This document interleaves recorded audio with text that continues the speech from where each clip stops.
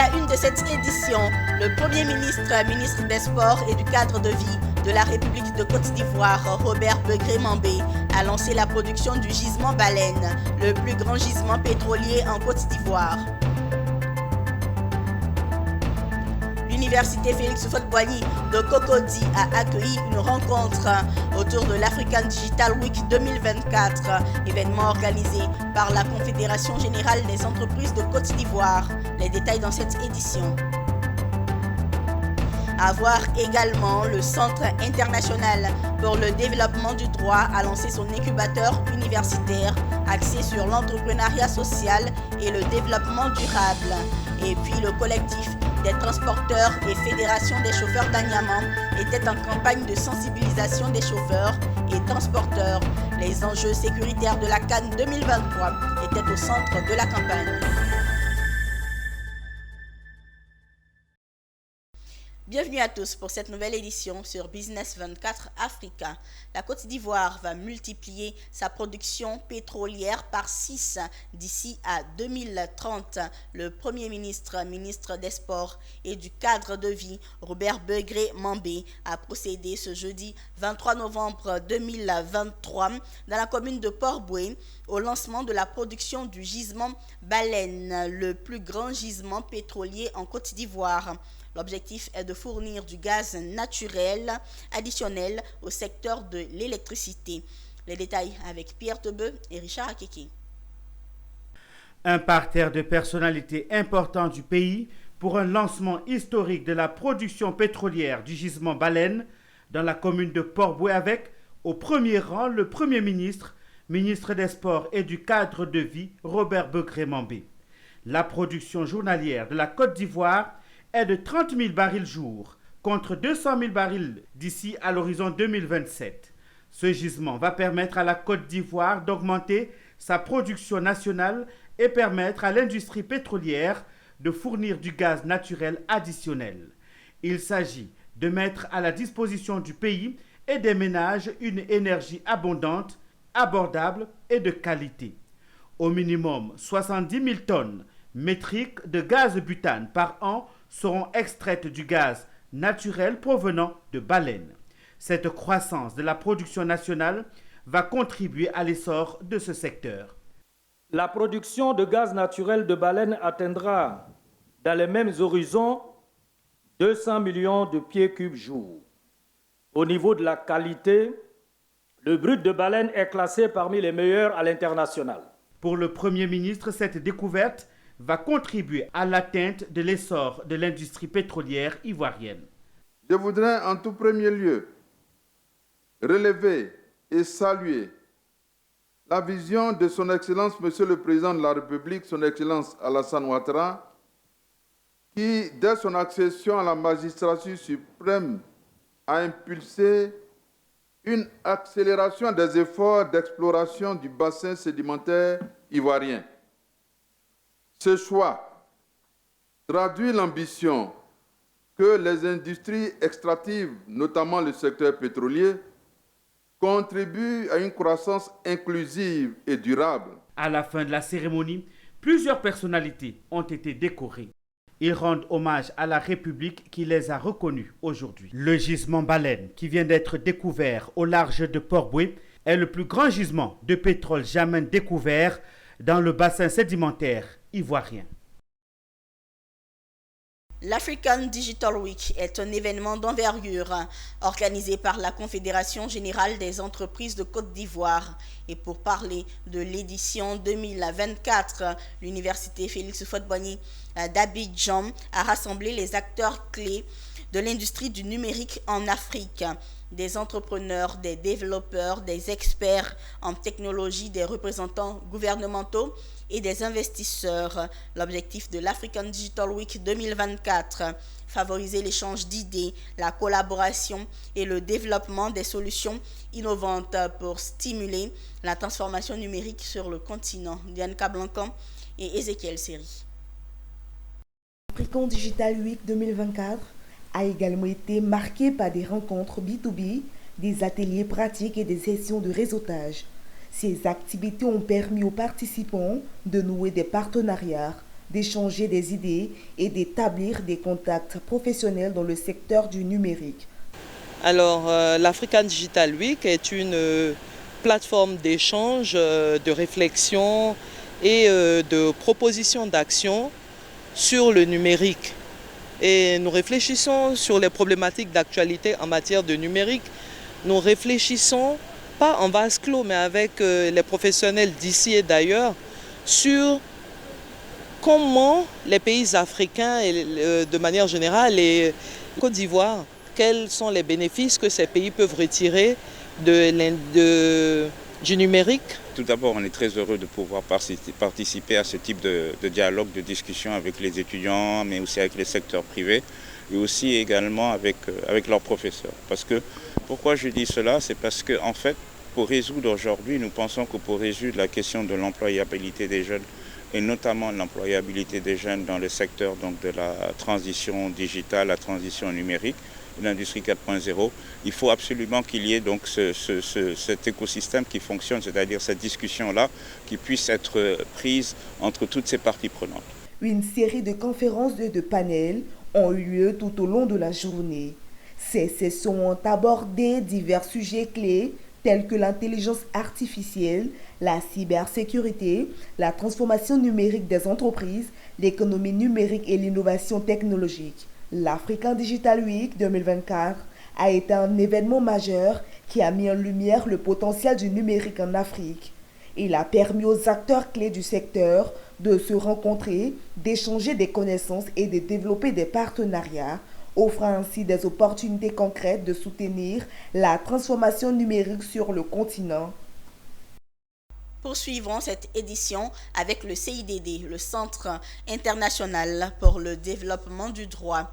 Récemment, ce centre, organisme promoteur de l'Université des langues, a procédé au lancement de son incubateur universitaire axé sur l'entrepreneuriat social et le développement durable. Objectif, mettre en lumière l'engagement en faveur de l'entrepreneuriat social, de l'innovation et du développement durable en tant que moyen puissant de transformation positive de la jeunesse et de la société tout entière. Mon désir Nascimento. Innovation et responsabilité sociétale. Quelle place pour la jeunesse? C'est autour de ce thème qu'a été lancé l'incubateur universitaire du CIDD, entendez Centre international pour le développement du droit.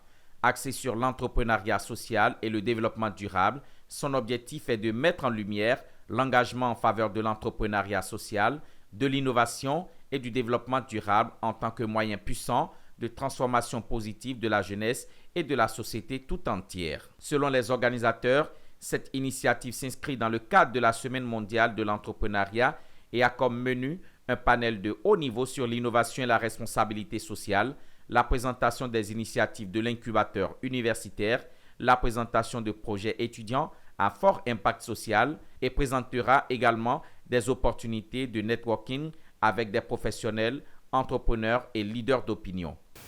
Nous organisons cette semaine la semaine de l'entrepreneuriat. Et bien, l'objectif pour nous, justement, c'est d'initier, d'encourager, de motiver nos étudiants à la fibre entrepreneuriale. Vous savez qu'en plus du fonctionnariat et bien du salariat, il faut bien d'autres possibilités d'insertion professionnelle. Et aujourd'hui, l'entrepreneuriat s'affirme justement comme une perspective d'employabilité bien très importante.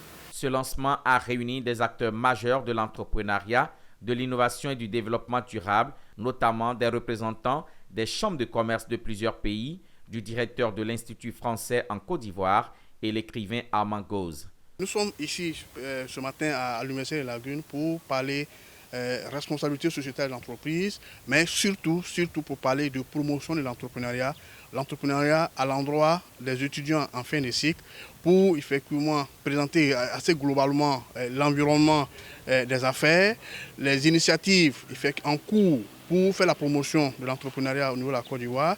Et ce que nous leur disons aujourd'hui, c'est qu'il faut rêver, il faut avoir de l'appétit, il faut avoir vraiment soif de pouvoir se distinguer, d'avoir des idées d'innovation, Le marché est très compétitif, mais le marché donne la place à ceux-là qui sont capables de pouvoir monter un projet.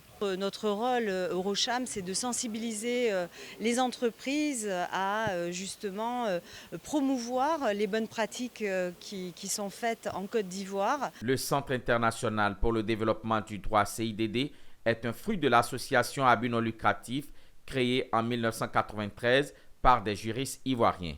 La mission de cette association est d'œuvrer pour la construction d'un état de droit avec des valeurs fortes. Puis la Fondation Kaidan a lancé ce 23 novembre 2023 sa 6e caravane de l'entrepreneur avec pour thème principal « Sportif, prépare ta reconversion dans l'entrepreneuriat ». Cette caravane est une invitation à un changement qualitatif de statut du sportif, qu'il soit professionnel ou non. Celui-ci, à la fin de sa carrière, le sportif doit pouvoir s'insérer dans le tissu social au moyen de l'entrepreneuriat. Un changement de statut parfois difficile. Philippe Zabo et Doumbia Ayuba. Oui, vous avez bien entendu. Il s'agit du cri poussé par les supporters de Didier Drogba lorsqu'il marquait un but. Sauf qu'ici, nous ne sommes pas sur un terrain de football, mais plutôt sur celui de l'entrepreneuriat. Un terrain où il tire encore son épingle du jeu. C'est pourquoi lui et le groupe Kaidan dont il fait partie ont décidé d'expliquer à la jeunesse, en majorité des étudiants de l'INJS, les enjeux de la reconversion quand on a été un sportif. La caravane entrepreneur sillonne des écoles, les universités. Et nous avons décidé maintenant de regrouper les universités par terme. La fois précédente, le thème c'était l'industrie de la culture et des arts. Et cette année, c'est le secteur du sport et ça tombe bien. On reçoit la CAN, ça tombe bien. On vous l'a dit, Didier vous l'a dit, un sportif, sa carrière n'est pas très longue. Et pendant qu'il est en train de pratiquer sa carrière, il faut qu'il pense à sa reconversion. Qu'est-ce qu'il devient après cette carrière-là? Et on pense, nous les gens de la Fondation, que l'entrepreneuriat est le meilleur moyen de se reconvertir après une carrière sportive. Et donc nous organisons cet événement pour dire comment est-ce que l'athlète doit se préparer, quels sont les pièges qu'il doit éviter, quelles sont ses sources de motivation. 4 à 5 années après la carrière, entre 40 et 50% des footballeurs sont en difficulté financière. Et aux États-Unis, c'est à peu près les mêmes valeurs pour la NBA, par exemple. Pour plusieurs raisons. Tout simplement parce qu'on pratique des activités physiques qui demandent beaucoup d'efforts, beaucoup de concentration, beaucoup de dons de soi. Et il y a aussi la pression du résultat, des objectifs à atteindre, parce qu'il y a le club qui met la pression, le coach qui met la pression. Le choix de Didier Drogba n'est pas fortuit. Son image colle au thème de cette 6e édition de la caravane de l'entrepreneur. Et il est un exemple selon les jeunes. J'ai retenu que l'entrepreneuriat après le sport est vraiment nécessaire pour un sportif ou un étudiant de l'INJS aussi. Et vu la notoriété de Didier Drogba et tous les autres participants comme Olivier Avoire, c'est vraiment une aubaine pour nous pour se lancer dans l'entrepreneuriat. Quand tu travailles, il faut penser à ta retraite. Maintenant, le fait de penser à ta retraite, cela t'amène à investir. Donc moi, en tout cas, j'avais l'idée, mais je ne savais pas comment faire. Mais je pense que ce séminaire m'a permis m'a forgé au fait. Tu vois. Au menu de cette 6e caravane de l'entrepreneur, 3 panels au titre évocateur. Sportif et entrepreneur, valeurs croisées. Les opportunités d'affaires, choisis ta prochaine étape. Et enfin, l'expérience d'une conversion réussie. J'ai réussi, tu le peux.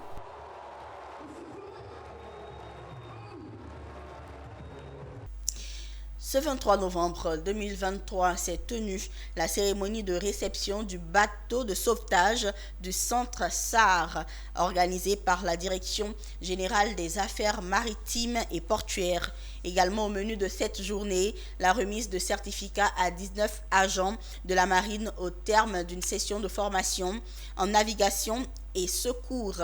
Une occasion unique de célébrer le dévouement et l'engagement des acteurs maritimes. Michel Brou. Ils étaient 6 agents parmi les 19 de la marine à recevoir de façon symbolique leur diplôme. Ces parchemins sont le fruit d'une session de 6 mois en renforcement des capacités à la Direction générale des affaires maritimes et portuaires à Treichville. Ces agents du corps marin de la promotion 2023 ont été instruits en navigation, sauvetage et secours. Un autre temps fort à cet événement était la réception du bateau de sauvetage baptisé Scala. Le MRCC, chargé de coordonner les opérations de sauvetage en mer, a été doté d'un nouvel appareil de travail. Ce canot permettra d'améliorer davantage la sécurité en mer. Aujourd'hui, nous sommes réunis pour remettre à l'eau cette belle dame Scala, l'envoyer en mer pour qu'elle soit soignée et prendre soin de son équipe.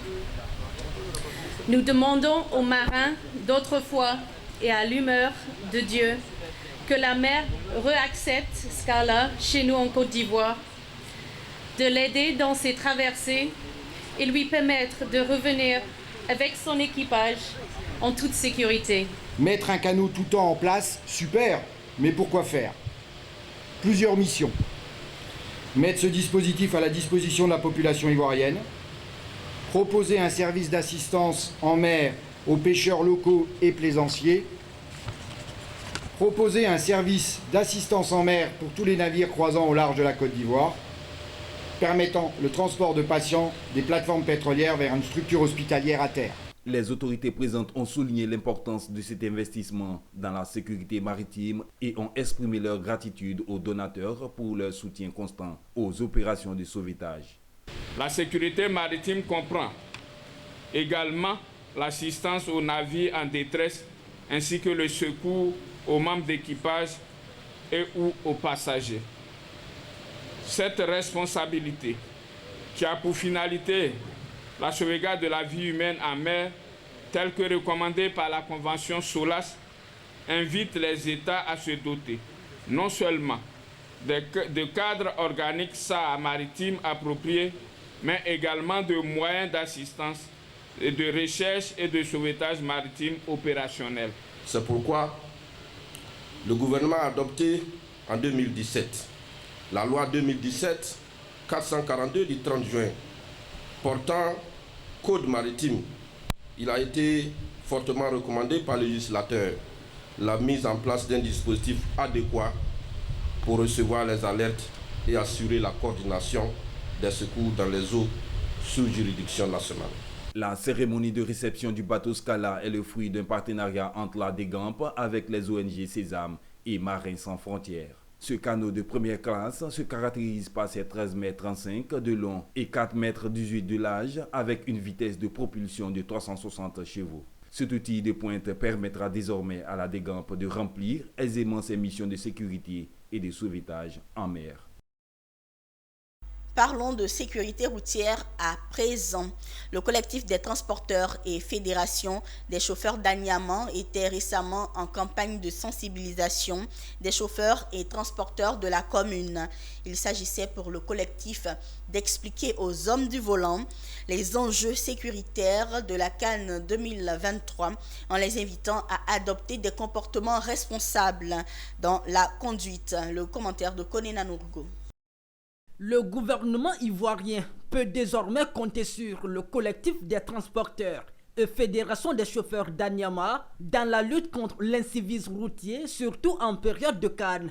Ce collectif a donc décidé de sensibiliser les leurs sur la nécessité d'adopter un comportement exemplaire dans la conduite. C'était d'ailleurs le sens de cette rencontre sur le thème « La sécurité routière et la conduite à tenir pour les préparatifs de la CAN dans la cité ». Il y a beaucoup qui viennent, ils ont plusieurs objectifs. Soit en cas de jureur de nous dénigrer. Et quand c'est bien fait, ils seront obligés de nous féliciter devant le monde entier. Et en tant que fils d'Anyama et responsable à Anyama, grâce à les sages qui m'ont toujours conseillé, qui m'ont toujours aidé, de prendre trop par la corne les travailleurs et de les faire valoir. C'est sur ces missions-là que je suis en train toujours d'essayer. Je suis en train d'essayer. Et ça, bien sûr, avec vos permissions, en tout cas, je pense qu'on va faire des pas. Côté de la CAN, on va s'aider. J'ai mis dans le papier un travail mixte ensemble, les autorités et nous.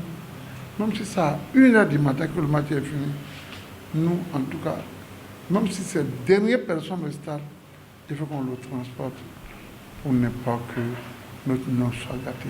Ça veut dire à partir du moment où on lance les transporteurs que nous sommes, les conducteurs que nous sommes, les assimilés que nous sommes, avec la jeunesse et la municipalité, on ne va plus dormir et on ne doit plus dormir.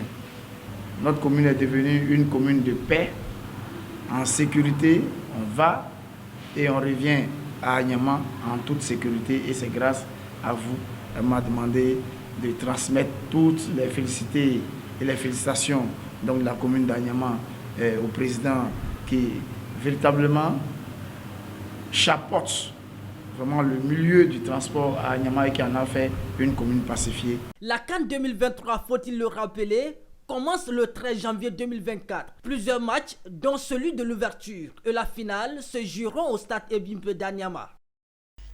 Ce 23 novembre 2023, dans le cadre de la première édition du salon Supply Chain Côte d'Ivoire, David Aliali, manager Supply Chain chez Africa Global Logistics Côte d'Ivoire, a animé un panel sur le thème Supply Chain comme levier de la performance des entreprises et des institutions, une alliance stratégique pour le succès durable. Ce panel a été un moment clé pour discuter des enjeux et des opportunités que la supply chain représente pour les acteurs économiques du pays. Retour sur les points forts de cette intervention avec Diana Cablancon et Ezekiel Seri. Du 22 au 23 novembre 2023, s'est tenue à Abidjan la première édition du salon Supply Chain. L'une des activités phares de cette édition était le panel sur le thème Supply Chain comme levier de la performance des entreprises et des institutions, une alliance stratégique pour le succès durable. En sa qualité de manager supply chain chez AGL, Africa Global Logistics Côte d'Ivoire, David Aliali a animé ce panel. Pour pouvoir parler en tout cas de la supply chain en Afrique et en Côte d'Ivoire et comment est-ce qu'elle impacte la performance des entreprises. Donc on a pu au travers de quelques questions définir déjà le concept de supply chain qui peut être très abstrait pour beaucoup d'entre nous. Donc très simplement, définir le scope d'intervention de la supply chain, définir les défis de la supply chain qui s'imposent aujourd'hui aux entreprises et comment est-ce que par des solutions, donc sur des solutions mises en place pour améliorer les coûts, la qualité et les délais, on peut améliorer la performance in fine d'une entreprise. L'objectif de ce salon était de favoriser les échanges d'idées, les partenariats professionnels, les opportunités d'affaires et de présenter les dernières innovations dans le domaine de la supply chain. Notre participation à ce premier salon, nous, Citarail, en tant que filiale du groupe AGL, se justifie par l'importance, le rôle majeur que joue le transport ferroviaire dans la supply chain. Dans tout ce qui est transformation, le transport ferroviaire a un rôle très important du fait donc, du transport de masse que nous offrons. Donc voici l'un des points majeurs qui justifie la présence de Citarail à ce salon. Prenant part à cette toute première édition du salon Supply Chain, Citarail voulait présenter le rôle majeur de Citarail en tant que filiale d'AGL dans la chaîne logistique d'approvisionnement des Côte d'Ivoire et du Burkina Faso, mais aussi son impact économique et social. Dans le cadre de la recherche de solutions pérennes aux problèmes de mobilité d'Abidjan, un projet de mobilité urbaine est en exécution. Comme chaque année depuis 4 ans, le comité de suivi et de pilotage s'est réuni pour connaître l'état d'avancement du projet et valider le plan de travail du budget annuel. Le point de la rencontre avec Ange Assémian et Setekissi. Sur 25 activités du plan de travail du budget 2023, 60% ont été réalisées. Les activités en cours d'exécution, dont l'alimentation électrique du couloir rapide de bus, la modification du 4e pont, devraient être entamées au 4e trimestre 2023. Bilan positif à mi-parcours au 15 novembre 2023 aux sorties de l'atelier du comité de suivi et de pilotage du projet de mobilité urbaine d'Abidjan. Bien également dans la promotion du projet. Donc nous savons par exemple sur le BRT qui sont des travaux qui vont être réalisés.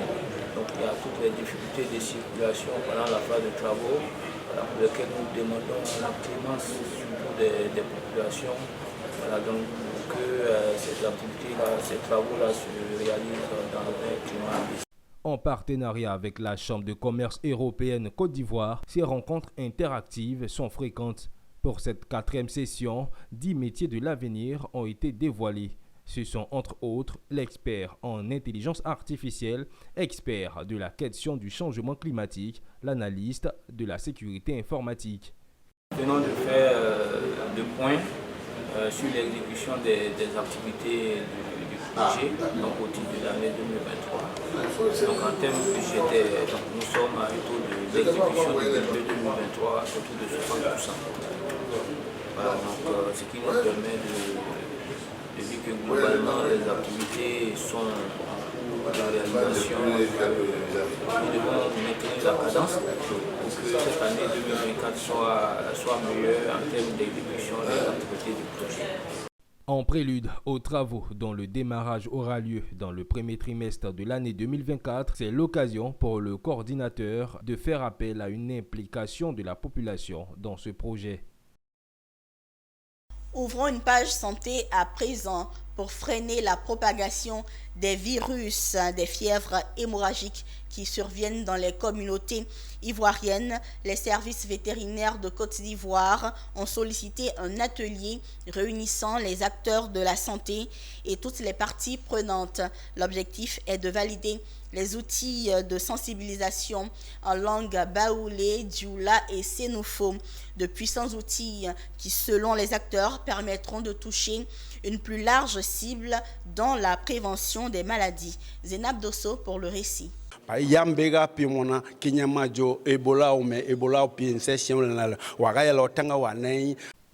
C'est une sensibilisation en langue locale pour freiner les fièvres hémorragiques, danger pour la santé des communautés ivoiriennes. Les langues baoulé, sénoufo et malinké sont les outils choisis pour mener à bien la sensibilisation des populations sur les bonnes pratiques contre les fièvres hémorragiques de Lassa et de Crimée-Congo liées au virus Ebola et découverts il y a quelques années dans certaines régions du pays. Ces messages de sensibilisation sont déclinés en plusieurs supports. Mais avant leur diffusion aux communautés, l'heure est à la validation par les services vétérinaires, les speakers en langue et toute l'équipe technique. Cet atelier, présidé par le ministère en charge des ressources animales, en est la preuve. Et pour pouvoir les atteindre, il faut pouvoir parler leur langage. Et c'est dans ce sens que nous sommes appuyés par l'Organisation mondiale de la santé animale à travers le projet EBO-Sursis qui nous aide à traduire nos outils de communication en langue. Et nous avons choisi pour l'instant 3 langues locales que sont le baoulé, le dioula et le sénoufo pour l'instant. Et nous pensons que beaucoup de gens parlent le baoulé, le dioula et puis le sénoufo. Mais à l'avenir, nous allons continuer à traduire en bété, en wobé, en guéré. Voilà, donc ces outils seront traduits dans ces 3 langues pour permettre à la communauté de vraiment être sensibilisée au plus fin fond de la Côte d'Ivoire. Et il faut noter que l'atelier de validation des outils de sensibilisation en langue locale qui se tient sur 2 jours s'inscrit dans le cadre d'un projet de renforcement de capacité et de surveillance des maladies liées au virus Ebola, financé par l'Union européenne et mis en œuvre en partenariat avec le CIRAD, l'Institut Pasteur et l'IRAD. Comme dans toute association, le renouvellement du bureau se produit pour démocratiser la gestion de la structure conformément aux dispositions fixées dans les statuts et à la loi. Le nouveau bureau de la plateforme du secteur privé de la santé de Côte d'Ivoire, composé du président Jean Seri et de ses vice-présidents a été investi en présence des acteurs du secteur de la santé. Pendant 3 ans renouvelables, ils auront pour mission d'unir, d'organiser, d'intégrer et d'accompagner tous les acteurs du secteur privé de la santé. On reste avec Zénab Dosso pour le commentaire. Quand tout va mal, les regards sont braqués sur eux pour qu'ils opèrent un miracle dans la vie de leurs patients. Ces médecins ou encore acteurs de la santé, soucieux du bien-être de la population, s'activent pour matérialiser leur engagement à travers des actions. Entre autres, la plateforme du secteur privé de la santé de Côte d'Ivoire qui existe depuis quelques années. Aujourd'hui, cette plateforme a un nouveau bureau composé du président Jean Seri et ses vice-présidents. Ils ont pour mission, entre autres, de fédérer et renforcer le secteur de la santé pour la couverture santé universelle. C'est déjà pour nous d'accepter de consacrer davantage de temps aux activités qui vont permettre au bien-être de tous les acteurs du secteur privé de la santé. On a un grand projet d'engagement de tout le secteur privé dans une démarche qualité, pour la qualité et la sécurité des soins prodigués à la population. Nous pensons que c'est un élément essentiel. Nous avons aussi un projet pour améliorer la qualité de la collecte de données sanitaires produites par le secteur privé. Ces données sont indispensables parce qu'elles permettent aux autorités publiques de mieux planifier et coordonner les actions de santé pour ces populations. Plusieurs acteurs de la santé ont été témoins de cette action, notamment la représentante du ministre de la Santé, de l'Hygiène publique et de la couverture maladie universelle, Dr Marie-Joseph Biti, qui a procédé à l'investiture du bureau. Ce sont des membres avec lesquels nous avons l'habitude de travailler. Mais il se trouve que là, sous la plateforme du secteur privé, nous aurons l'occasion de se retrouver et de s'exprimer. Donc c'est intéressant pour nous d'avoir, je peux dire, un partenaire d'échange pour des points de vue, pour des orientations en matière de développement du secteur privé de la santé.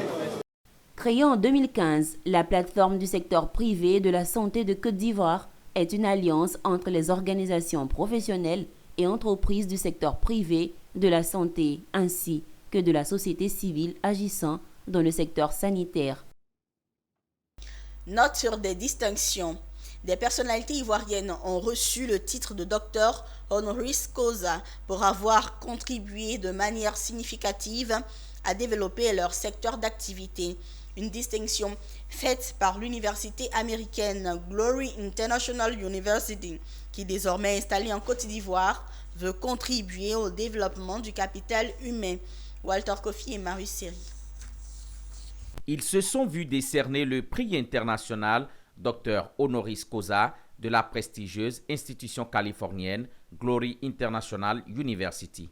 Une distinction qui vient confirmer un management hors pair dont ils ont su faire preuve dans leurs différents secteurs d'activité. Parmi ces acteurs choisis par l'université nord-américaine, des hommes de Dieu, des sommités du showbiz ivoirien, des ex-ministres et dirigeants d'entreprises, tous docteurs honoris causa, une marque de reconnaissance pour récompenser leur parcours. Dans le cadre de nos activités, nous avons amélioré beaucoup. On a innové, nous avons innové. À ce titre, on a été 2 fois primé à Paris, 2 fois à Genève et 1 fois en Allemagne. Donc, au vu de tout ce travail reconnu au niveau international, que nous avons repéré. La cérémonie fut aussi celle de l'implémentation d'une antenne de l'université nord-américaine en Côte d'Ivoire, une action à travers laquelle Glory International University s'engage au renforcement du capital humain du pays en formant des leaders. Le projet d'aujourd'hui consistait dans un premier temps à distinguer, à reconnaître les actions de certaines personnalités qui par leur parcours méritent qu'on leur discerne ces diplômes. Également, c'est aussi l'occasion de lancer officiellement les activités de Glory au niveau local. Et comme nos activités nous aurons la pose, la première pierre de la construction de l'université, d'une capacité de plus de 5, nous sommes entre 1000 et 5000 apprenants. Et donc, nous aurons la pose de la première pierre dans le mois de septembre 2024, où le conseil d'administration de l'École internationale d'université des États-Unis seront ici et présents. Et nous entamons la procédure d'obtention des agréments locaux pour pouvoir commencer déjà les enseignements. Créée en 1990, Glory International University, d'origine nord-américaine, est présente dans 13 pays d'Afrique, dont la plus récente est la Côte d'Ivoire. L'institution propose un programme académique innovant et se positionne comme à l'avant-garde de l'offre d'un enseignement à distance de qualité. Sarah Fadiga Sako, vice-présidente du Sénat de Côte d'Ivoire, a présidé le 23 novembre 2023 à Yamoussoukro une séance plénière de délibération sur 11 projets de loi et une proposition de résolution. À l'issue des délibérations, les 11 projets de loi et la proposition de résolution ont été adoptés à l'unanimité des sénateurs présents, Charles Kouakou et Pierre Tebeu.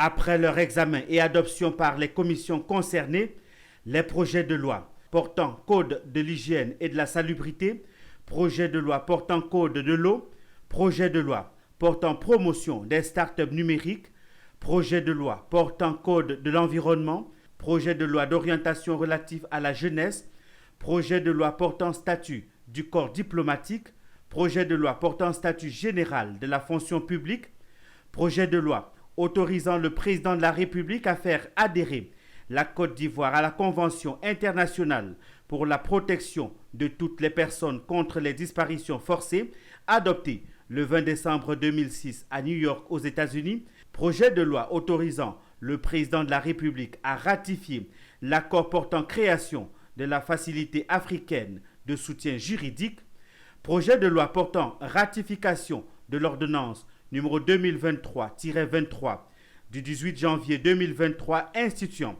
un juge unique pour connaître des délits en matière de police de la circulation et ceux résultant des accidents de la voie publique, projet de loi modifiant la loi numéro 2018-975 du 27 décembre 2018 portant code de procédure pénale, proposition de résolution portant modification du règlement du Sénat ont été soumis au vote de l'Assemblée des sénateurs. À l'issue des délibérations, les 11 projets de loi et propositions de résolution ont été adoptés à l'unanimité des sénateurs présents. Nous avons adopté 11 projets de loi et une proposition de résolution. Tout ça, ça fait beaucoup et c'est beaucoup de choses pour la population de la Côte d'Ivoire. Surtout les deux premiers textes. Le projet de loi sur le statut général de la fonction publique et le projet de loi portant statut du corps diplomatique aussi étaient attendus depuis plusieurs années par nos chers diplomates qui nous représentent à l'étranger. Il convient de préciser que la proposition de résolution portant règlement du Sénat a fait l'objet d'amendements. Bonne nouvelle pour les populations de Zobéa, village situé dans la sous-préfecture de Boguye, dans le département de Daloa. Le village est désormais doté de 2 ouvrages d'eau potable. Ces infrastructures sociales et communautaires, voulues par la mutuelle de développement du village, ont été inaugurées récemment, au grand bonheur des populations qui s'impatientaient. Emmanuel Kouadio, dans un commentaire de Zénab Dosso. Financé à hauteur de 13 millions de francs CFA, avec une capacité totale de 10 000 mètres cubes, ces 2 ouvrages desserviront le village de Zobéa, situé dans la sous-préfecture de Boguye, dans le département de Daloa, et d'autres villages environnants en eau potable.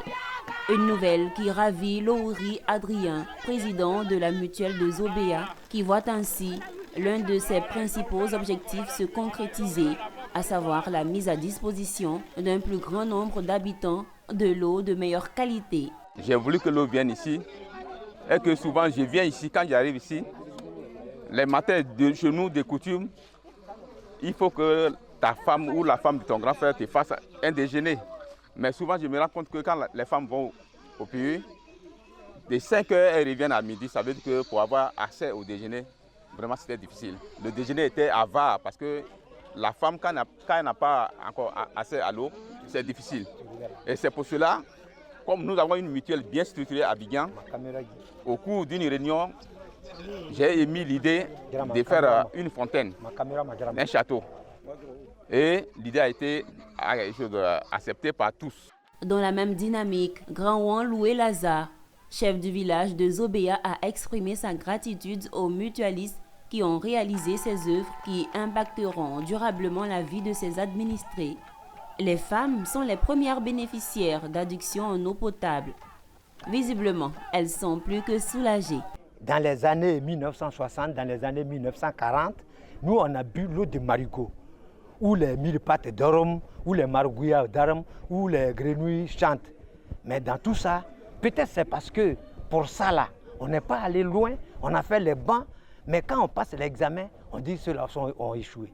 Quand on passe l'examen, on dit on a fait recours peut-être à notre marigot. Mais pour les enfants de maintenant, il faut la pompe. Regardez mes cheveux qui sont devenus blancs là. Je ne dors même pas dans la maison.